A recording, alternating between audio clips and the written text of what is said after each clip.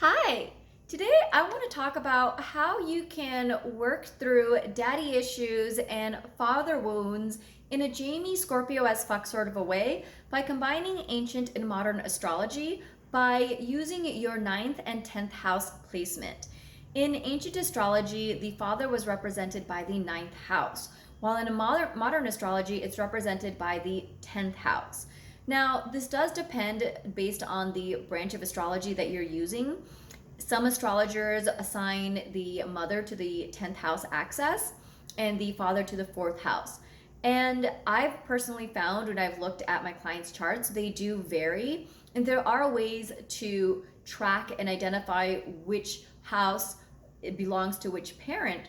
So, you can apply this concept if you resonate with your mother being represented by your 10th house. You can just assign the process to the parent of your choice, or who most resonates with which parent is most represented by your 10th house.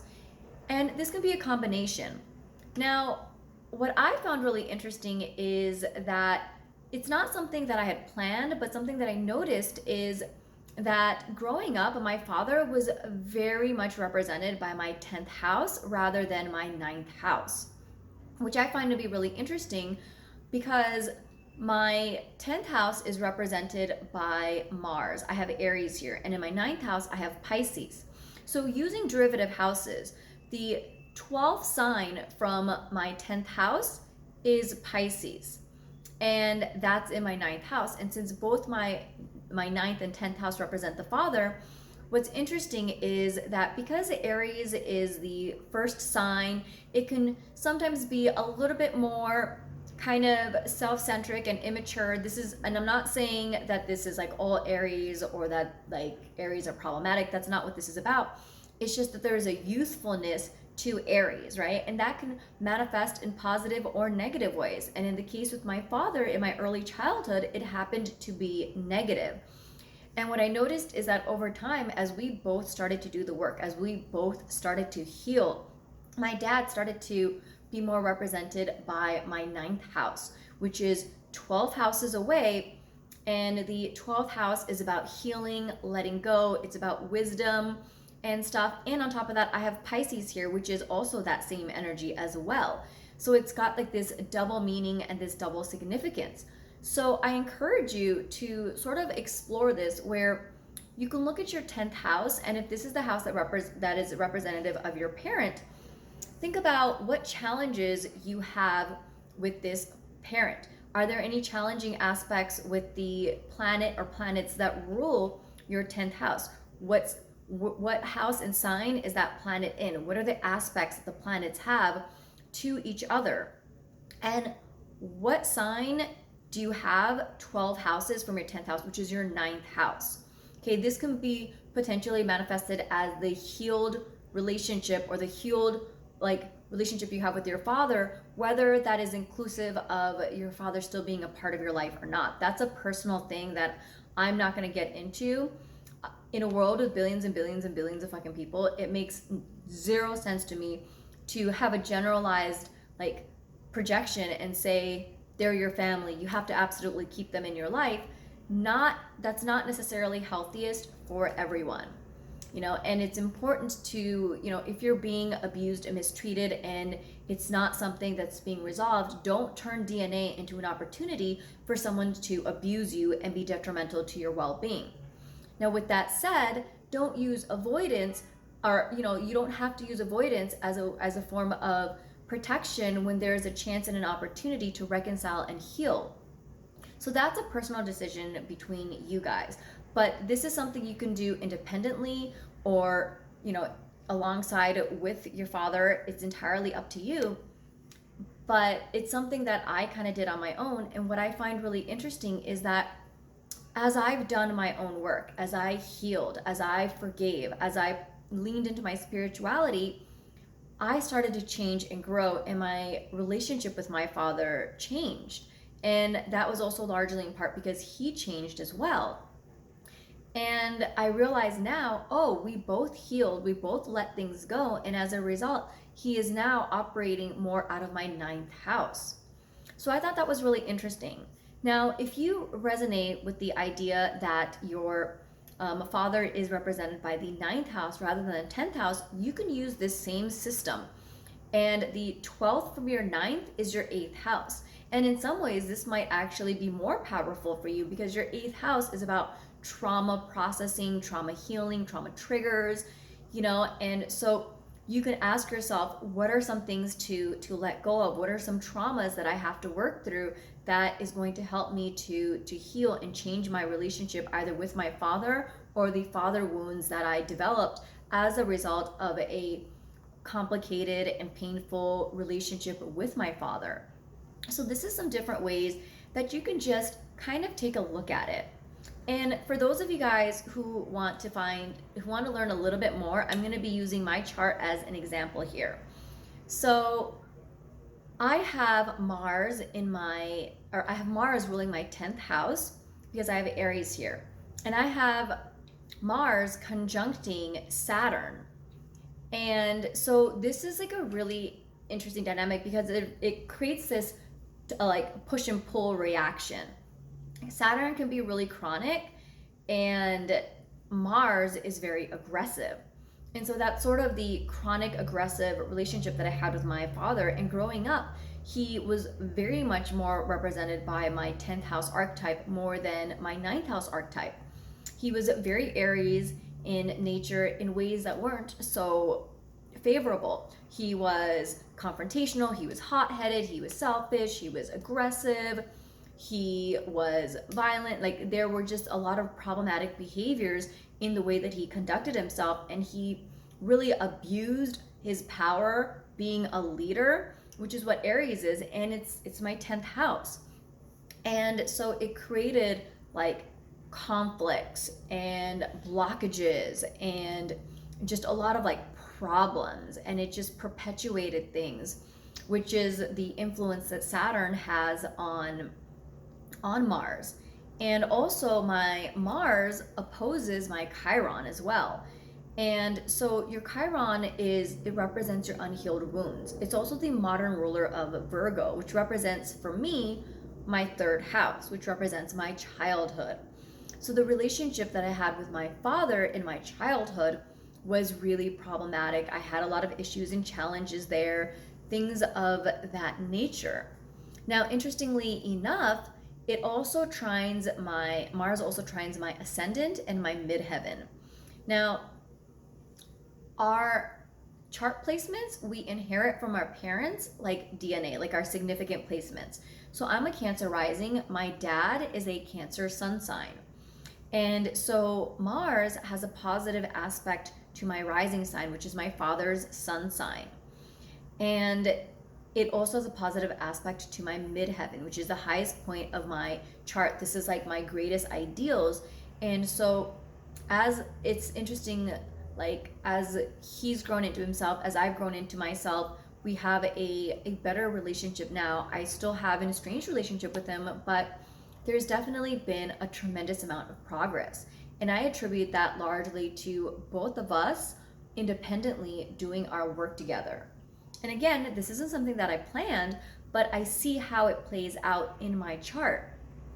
So with Pisces being the 12 signs away from Aries, my 10th house, my father, it's like the best way for me to have healed and let go of and get some wisdom about my father was to do this in isolation, because Pisces is the sign of isolation. It's the lone wolf.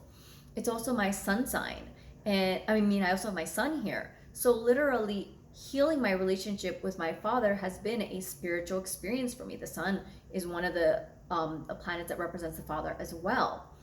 And so it was just this very interesting experience that I was able to do through spirituality, through astrology, swimming, forgiveness work, wisdom, understanding.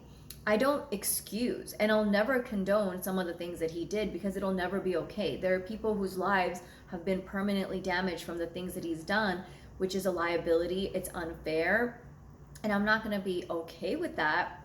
But I recognize that it doesn't necessarily serve me to hang on to that anger I can be upset for the things that you've done and not carry that anger with me. That doesn't serve me. And I'm not saying that this is your process. I'm saying this is what I went through personally.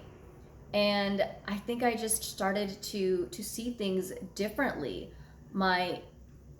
It doesn't excuse what my dad did, but I realized that my dad was hurting. And when you're hurt, you either aggressively lash out at people and or you internalize, and he aggressively lashed out. It doesn't make it okay. His behavior was unacceptable, but I still recognize that there is another human being that was suffering. Something happened to him that has made him that has led him to be this person, and I can feel bad for that person inside of him that's suffering. I can send that person healing. I can hope that that person has his inner child will have a better experience. I honestly didn't think that my dad would change. And so I was setting more intentions that in his next incarnation, when he's ready, he'll be able to work through this. And it just happened to be something that he worked through in this incarnation.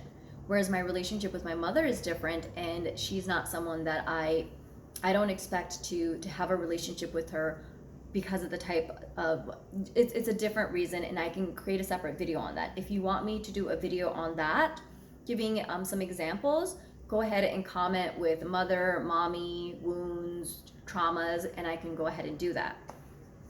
Now, in the case of, my father, if you are looking at, okay, how can I use this to heal? You can look at like, okay, what are the challenges for me to work through, and what's there for me to let go of?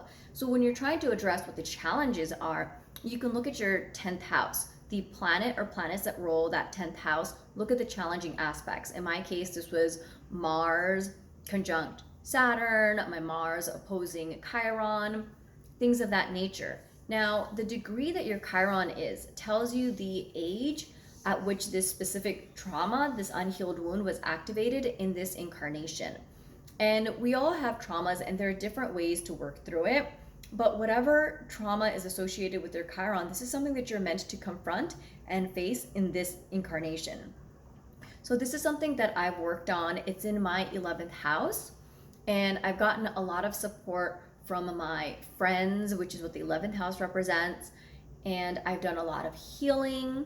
Personally, for me, Chiron also has an easy aspect to my Venus. It's the only positive aspect that my Venus has. And so I did a lot of energy healing work for myself. And because of the placement and what works best for me, I did theta healing. That was the thing that was best for me. For you, it might be prana healing, Reiki, exercise. It really does depend. But for me, working through, okay, what childhood traumas that I experienced, what criticism did I learn from my father that I had to let go of? How has this affected my confidence, my success, what kind of, like, how is this showing up with the relationships that I'm having, with the experiences I'm having with bosses and leaders? These were things that I had to work through and am still working through. And when I look at my 9th house, this gives me an indicator of what can I let go of? What is the way for me to heal, right? And so for me, having Pisces there, the rulers are Jupiter and Neptune, which both happened to be in my 7th house, which opposes me, my rising sign, and it's in Capricorn, which also is about the father. So this is very synchronistic here. And I have a really positive aspects with these signs where I have Jupiter sextiling my sun. And I mean, I do have challenges with Jupiter as well, but I won't get into that right now, because when it comes to healing, I mean, it really does depend. But since I'm looking at a water sign here, I don't want to work with the challenging aspects as much as I want to use the easier aspects, because the water signs are gentler. It's not really about creating as much conflict. It's about what can I do that flows easiest. And this wasn't something that I planned. It just happened, And I think largely it's because I was operating out of my positive aspects rather than my challenging ones. And in Neptune, I have it let's see here. It's sextiling my sun and my moon and my Pluto. You don't need to know what all of this is. I'm going to break it down for you. But this is really to say that Jupiter rules astrologers, wisdom, healing, forgiveness. The sun is about developing your confidence, your creative intelligence, things that inspire you.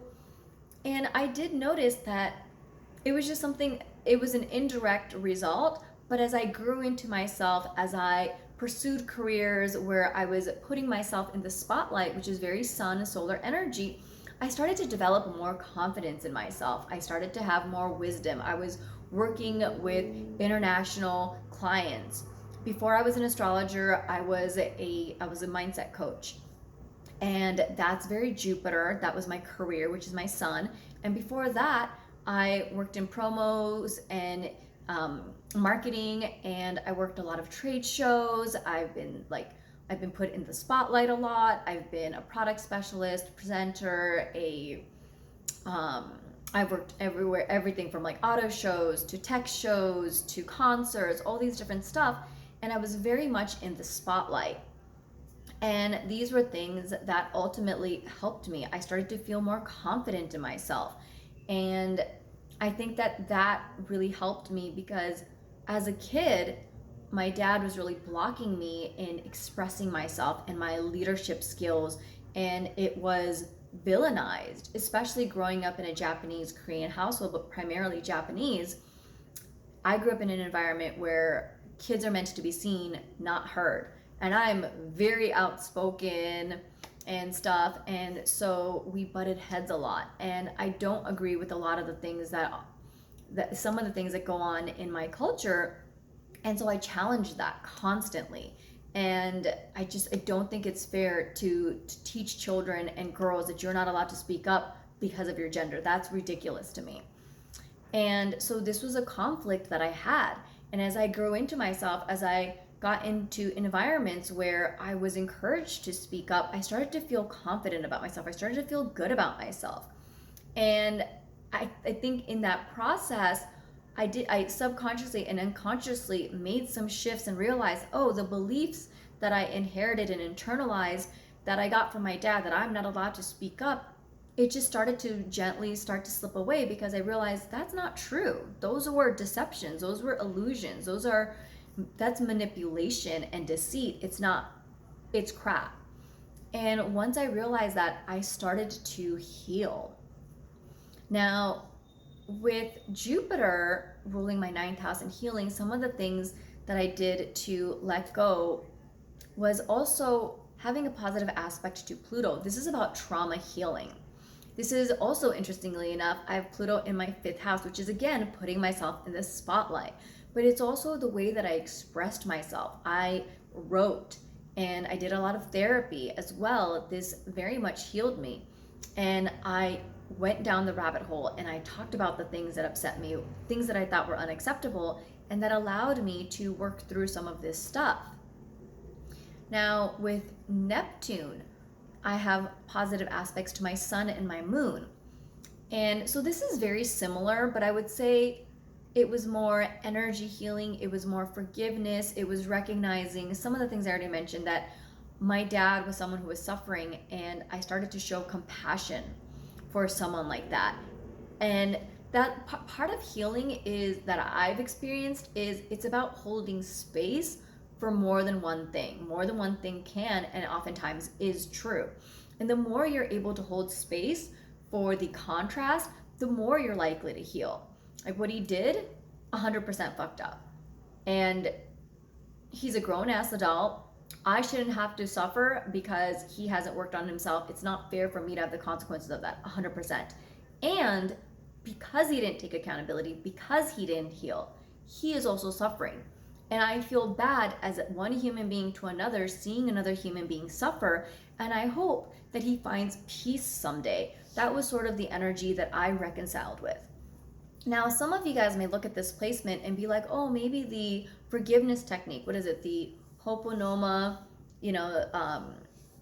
healing, where it's like, I'm sorry, please forgive me, thank you, I love you. That never really worked for me, to tell you the truth, because in my mind, I was like, one, I'm not sorry. I wasn't sorry. Sorry for what? And then I was like, what the hell do you have? What the hell do I have that you need to forgive me of? Like, I'm advocating for myself. I don't need your forgiveness. And I thought, like, what is it? I'm sorry. Thank you for what? Like, abusing me and mistreating me? Like, no, fuck you. And so it was, what is it? Thank you. Please forgive me. I'm sorry. Thank you. Please forgive me. I love you. All of those things, none of it resonated with me until I adapted it to be more honest. I said, I'm sorry. I started off saying, I'm sorry you were such a piece of shit, asshole, father to me, so I didn't get to have a good relationship with you. I started where it felt real, right? And then over time, it changed. I softened, but I had to start where I was. So I started off saying, I'm sorry you were such a piece of shit father. And then I was like, I'm sorry that you were suffering so you couldn't be a better father to me. I'm sorry that I was mistreated. Like, the apology was for myself, not for my father initially. And then it was, thank you for advocating for me. Thank you, Jaymie, for advocating. Thank you for having the wisdom and awareness to realize that you were being mistreated. Thank you for having the strength and courage to speak up for yourself. And it was, please forgive me for I don't remember what I said about forgive me, but it's like, please forgive me for the anger that I've hung on to. Please forgive me for the pain that I internalized. Please forgive me for believing the things that were said about me that I know aren't true and how it's affected my life. You know, things of that nature. So what was it? I'm sorry. Please forgive me. Thank you. I love you. And the I love you was for me. So that was sort of the way that I did it that made it a little bit easier for me. So if you want to give that a try, give it a shot, see how it works for you. And so I very much fueled my feelings and my emotions into it. Another thing that I personally did was bioenergetics, which is a type of exercise where you physically shake your body to release the trapped traumas from your body. This is something that I really liked, and it worked for me. So this is just an example of how it can look like for you. And if you resonate with the 9th house, you can follow this same system with your 8th house. I just feel like this is something that's not really talked about. And oftentimes, for me, up until I learned about astrology, I didn't really find a lot of effectiveness in a lot of the energy healing that I did. Or if I did, it was very temporary. It wasn't really sustainable. And that's because the type of energy healing or the type of treatment that I was doing wasn't like best aspected for me.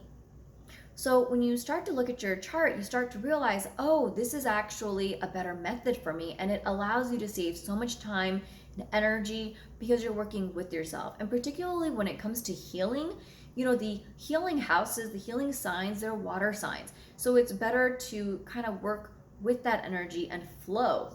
Now, the energy can be changed if you have some fire signs here, or you have fiery planets here, or aspects and stuff, in which case, you know, using a little bit more of like a physical effort and putting a little bit more gusto into it can be more beneficial. And it really does depend on your chart though. And oftentimes I notice that people get inspired to do things because someone else said that it was like someone else is talking about a treatment that they did that they found so much success in. It's like, but you're not them. What works best for someone else doesn't mean it's going to work best for you. And this is where I really absolutely love astrology. And I want to continue to support you in this. So I have a couple of options for you.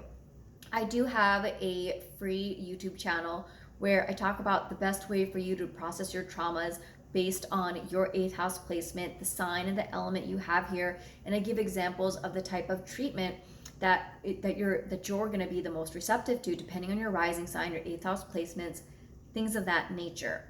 And if you'd like more support beyond that, I do offer personalized readings, and it's a very J-me Scorpio AF style. It's my signature program, and it's basically looking at how Sagittarius can be used to heal you, because trauma healing is Scorpio as well as Pisces, right? And the second from any sign or her house is that sign and that house's resources. So the Scorpio's resources is Sagittarius.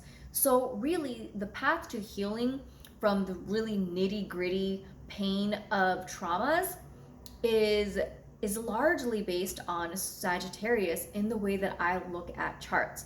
For those of you guys who are familiar with Vedic astrology, I have some Dharma yogas and I have a very unique way in which I teach astrology, which is different from what a lot of other people do, but it has a lot of amazing results. And so if you want to get that signature reading, message me, go to my website and book a reading for me. Thanks so much for watching this video, and I'll see you soon.